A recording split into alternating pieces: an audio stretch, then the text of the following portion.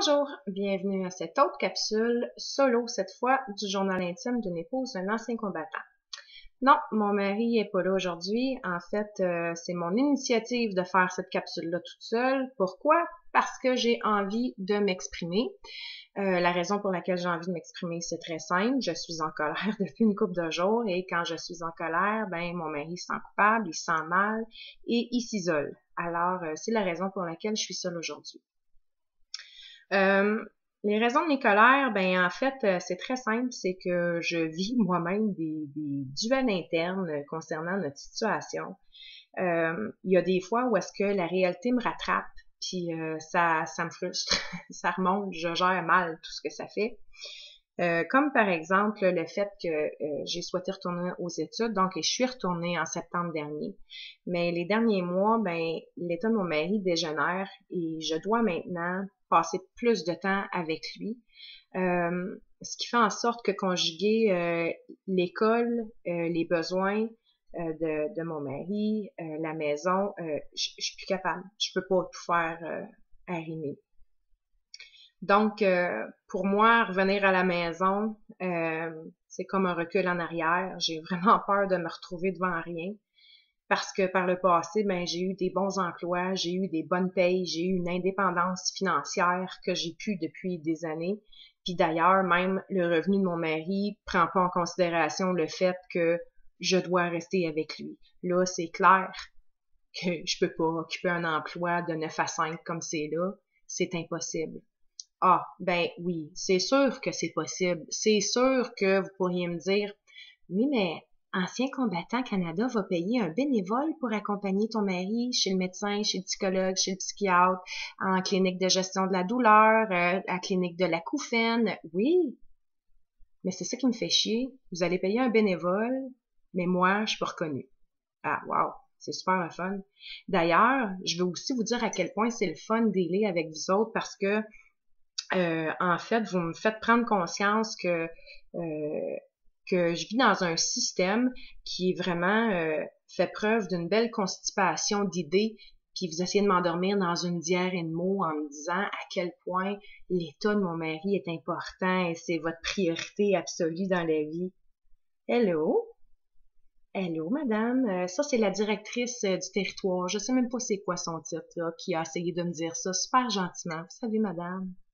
Hey, madame, premièrement, là, si vous avez à avoir une deuxième carrière, je vous invite fortement à aller vous inscrire, offrir vos services à l'Orchestre symphonique de Montréal, parce que j'ai rarement entendu quelqu'un jouer aussi bien du violon de toute ma vie. Bravo de si bien camoufler l'incompétence de votre gestionnaire de cas, qui est même pas foutu de retourner des appels, qui perd les rapports, qui fait pas de suivi, qui met pas en branle, en fait, les dossiers qu'elle est supposée de faire. Puis savez-vous quoi? Elle est capable de s'en laver les mains. Puis après ça, vous allez me revenir puis me dire à quel point votre système il est beau puis il est merveilleux puis vous avez des gens compétents puis qui prennent notre santé à cœur. S'il vous plaît. S'il vous plaît. Comme j'apprécierais tellement là que vous soyez honnête avec moi, juste à me dire vous savez quoi, madame, c'est vrai qu'on a eu des manques, on est désolé. Hey, juste ça, moi, ça ferait comme ma journée. Non, non, c'est parce qu'en plus, vous essayez de nous faire croire que c'est nous autres qui chialons pour rien, qu'on n'a pas de raison, que votre personnel est extraordinaire. Come on, people. Come on, come on, come on, come on. Premièrement, là, OK, je vais juste vous expliquer bien simplement ce que ça génère, juste dealer avec vous autres. Quand le téléphone, parce que là, je mets un Q majuscule, OK? Quand le téléphone sonne, puis que c'est vous autres, première des affaires, là, c'est tellement désagréable pour mon mari, là, que son niveau d'anxiété, il tape le tapis, il devient hyper vigilant, puis là, il devient tout confus. Il est plus capable d'exprimer ses affaires, il manque de la suite dans les idées, il s'enfarge dans ses mots, puis là, plus il devient confus et plus sa colère monte. Alors, la dernière fois, ben, il vargeait à grands coups de poing sur le lit, hein, tellement il était plus capable. C'est moi qui prends la relève. Bon. Ensuite, merci de nous simplifier le processus avec vos belles questions qui sont en apparence si simples, comme par exemple, expliquez-nous comment votre état affecte votre qualité de vie. Bon, OK. On peut-tu se dire qu'il y a déjà X nombre de rapports psychiatriques qui est suivi depuis des années, payé par vous autres? En plus, payé par vous autres. Depuis des années au Centre Sainte-Anne, et c'est encore à lui, alors que vous-même, dans votre petite charte, là, vous l'avez nommé dysfonctionnel à je sais pas combien de pourcentage, puis que vous êtes les spécialistes, puis vous savez à quel point ça peut être difficile pour quelqu'un qui est atteint du SSPT de nommer ses émotions, de nommer ses sentiments, puis d'identifier, voyons. Vous allez vraiment là penser que vous allez faire dire à quel point il sent comme plus un homme, en lien avec ses états? Mais savez-vous ce qui arrive? C'est parce que c'est moi qui dois le faire, c'est moi qui dois le nommer, c'est moi qui dois le rédiger, c'est moi qui dois y faire dire les affaires. Vous m'en mettez ces épaules-là, puis vous me faites chier. Littéralement, vous me faites chier. Là, j'ai 3 dossiers, là. Puis là, c'est même pas agréable parce que je sais qu'il faut que j'y débatte. Je sais que ça va être compliqué. Je sais qu'il faut encore qu'on retourne voir le médecin de famille qui comprend pas le système d'anciens combattants puis qui a l'impression qu'il est juste une machine à faire des prescriptions, là. Ben, il faut encore retourner le voir. Alors qu'on est allé le voir en décembre dernier, puis que là, la prescription qu'on vous a donnée puis qui urgeait, là, ben, vous faites pas les suivis du dossier. Aïe, aïe. Puis vous allez me dire que le bien-être de mon mari, c'est ça que vous avez le plus à cœur. Vous acceptez délibérément par votre laxisme l'idée qu'il souffre, parce que comme c'est là, son acouphène le rend fou. Ça le rend fou. Comprenez-moi bien, là. À se taper la tête sur les murs. En fait, ça l'affecte tellement, son acouphène, qu'il est allé en stabilisation à Sainte-Anne-de-Bellevue en novembre dernier. Ah, puis ça aussi, on pourrait en parler. Mais bref, où est-ce que après 24 heures, il disait à la madame, parce que mon mari, il fume du pot. C'est la seule affaire comme c'est là qui peut réduire. Non, en fait, ça réduit pas. Ça augmente sa tolérance à l'acouphène. Ça y permet de mieux le gérer, en fait. Et là, il disait, donnez-moi quelque chose pour me calmer. Puis il s'est fait dire par le médecin, ben moi ma spécialité c'est le syndrome de stress post-traumatique, pas l'acouphène. Alors Monsieur Rainville, ou vous souffrez ou vous en allez chez vous. Hey, puis là tout ce beau monde-là va me dire que c'est le bien-être de mon mari qui compte. Hey, on appelle ça une dichotomie. C'est parce qu'on passe d'un extrême puis à l'autre là. Fait que aujourd'hui, là, moi, je suis vraiment en maudit. Je suis en maudit parce que on me demande d'être une aidante naturelle, puis j'ai pas de problème avec cette idée-là. OK, j'ai pas de problème parce que ma place, c'est vraiment avec mon mari. Sauf que quand on me dit des affaires comme ben tu peux y aller à l'école, puis on va offrir un bénévole pour qu'un bénévole accompagne ton mari, puis vous allez payer ce bénévole-là en plus. Moi, si je manque du travail ou de l'école, y a-tu quelqu'un qui va reconnaître l'impact que ça a? Pas pantoute. Savez-vous pourquoi? Moi, je suis juste la femme d'un ancien combattant. Moi, c'est juste ça que je suis. D'ailleurs, c'est ça que je suis pour tout le système dans tous les aspects. Vous auriez dû voir, en fait, la face du psychiatre. Ça faisait 6 ans qu'il suivait mon mari. C'était la première fois que je le rencontrais.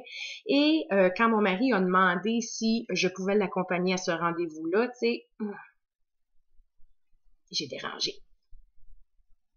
OK.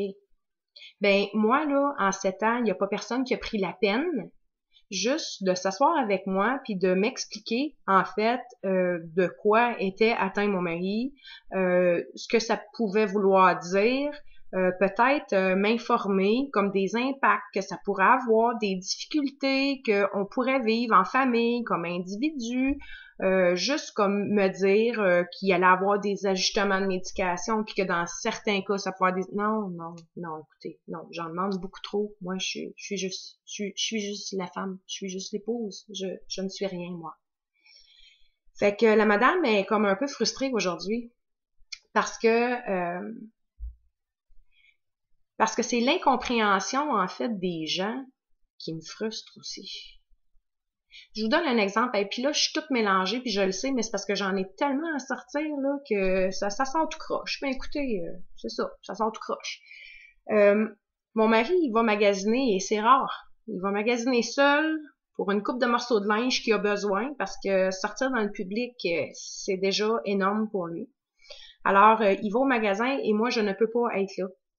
Alors, il y va, puis évidemment, il y a une madame vendeuse, là, d'une 60aine d'années, bien gentille, puis tu sais, mon mari, il est super fin, il est doux, on peut facilement l'aborder, il est d'une conversation agréable. Donc, il jase, puis tu sais, il conseille des morceaux, puis ma foi, elle a fait un bon choix. Là, j'étais satisfaite de ça, avec quoi il est revenu, mais dans le processus, il m'explique que dans la conversation, il finit par y glisser que c'est un ancien militaire qui est atteint du syndrome de stress post-traumatique. Ben, savez-vous ce qu'elle a fait, la madame? Ben, elle a arrêté d'y parler. Hein?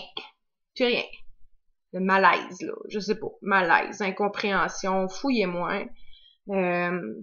Ben, madame, j'ai envie de vous dire que mon mari, c'est pas un monstre, là. Puis le même bon gars à qui vous parliez 5 minutes avant, là, ben, c'est le même gars. Même s'il dit qu'il est atteint du SSPT. Je comprends pas.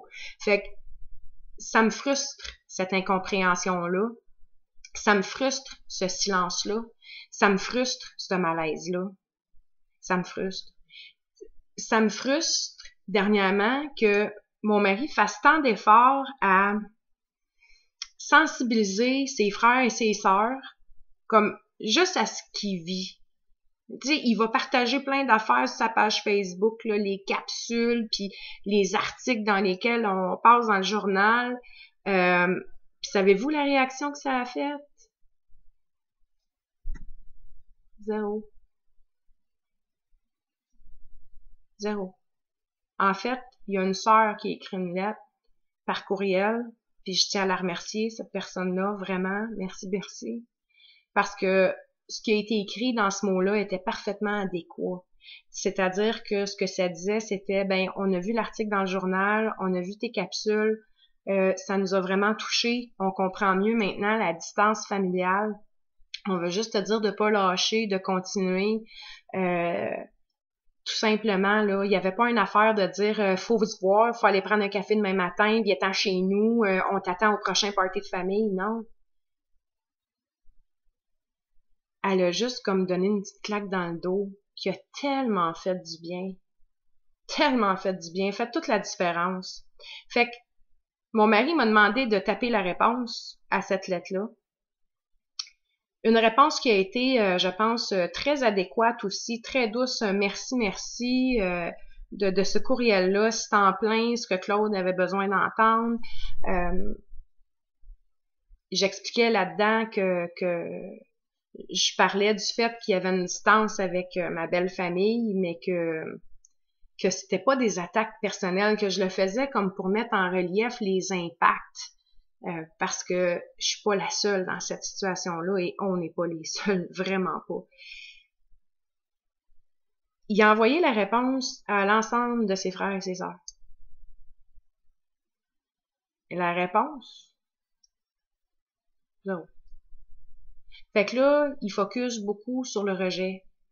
Puis moi, ben, c'est moi qui vis aussi avec ses focus à lui. Puis quand il vit de la peine, de la déception, ben ça a aussi des impacts sur moi. Fait que là, aujourd'hui, c'est comme j'ai plus d'arguments pour protéger. Tu sais, j'ai plus d'arguments parce que ça fait des années que j'essaye d'être vraiment l'avocat du diable, puis d'essayer de faire le lien entre tout le monde, d'essayer de faire voir au reste du monde, Chris, que mon mari, c'est pas un monstre, là. C'est vraiment pas un monstre. La majorité, là, des difficultés qu'il va vivre, là, vous les verrez pas. Moi, je vais les voir. C'est tout. Moi, je deal avec. Lui, deal avec ses affaires. Vraiment. Fait que, je suis frustrée de cette peine-là. Je suis frustrée, aujourd'hui, d'avoir le sentiment que je pourrais être quelqu'un que la situation m'empêche d'être. J'ai pas de reconnaissance.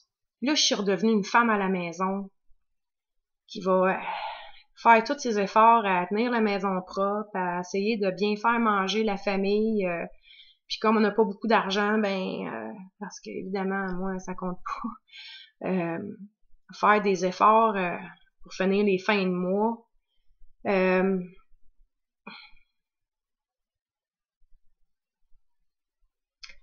Le sentiment de pas être entendu, tu sais.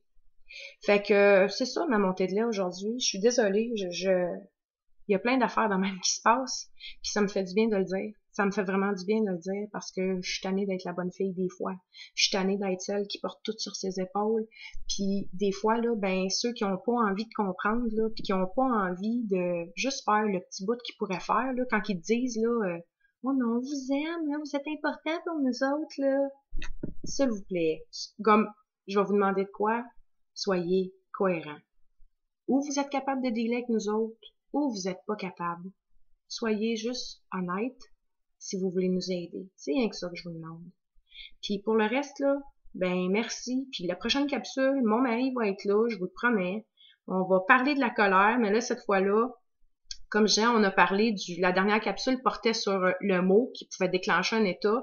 Mais après ça, là, on va vous parler, en fait, de ce qui se passe derrière les portes closes. Qu'est-ce qu'on vit quand ça pète dans la maison? Puis la capsule suivante, va porter sur le processus de réconciliation. Par quoi il faut passer pour arriver à ramener la paix dans la famille. Donc, merci de m'avoir écouté. J'espère que je vous ai pas trop dérangé dans votre petit café parce que moi, ce matin, il y a du monde qu'il faudrait pas que je voie. Alors là-dessus, bonne journée à vous autres. On se reparle très bientôt. Au revoir.